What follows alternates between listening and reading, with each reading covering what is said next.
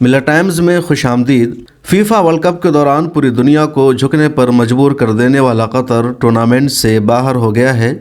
आलमी football cup के लिए कतर ने शानदार मेज़बानी का एहतमाम किया है, जिसका हर कोई दीवाना है।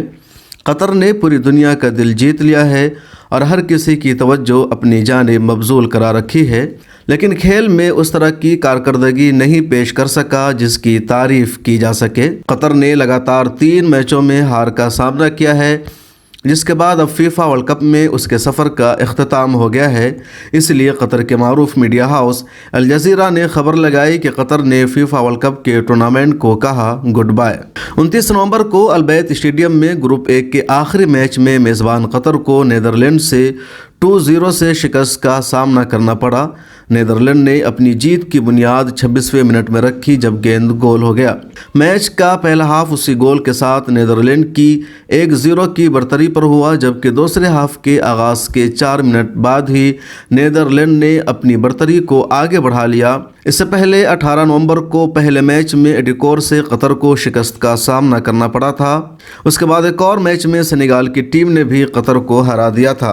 टूर्नामेंट में 32 टीमें शरीक हैं, जिनमें 31 टीमों ने क्वालिफाई किया है।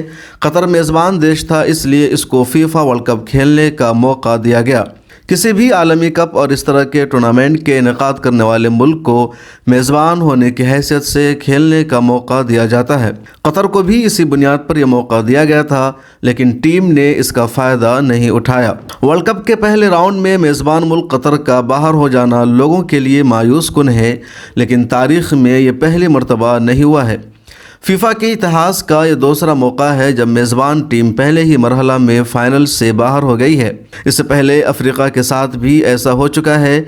अफ्रीका में जब फीफा वर्ल्ड कप का इनेकाद हुआ था तो वहाँ भी ऐसा ही मंजरनामा था। मेज़बान टीम फ़ाइनल मुकाबला टूर्नामेंट के पहले ही मरहला में बाहर हो गई थी। कतर की हार के बाद शायकीन ने कहा कि हार जीत खेल में होता रहता है।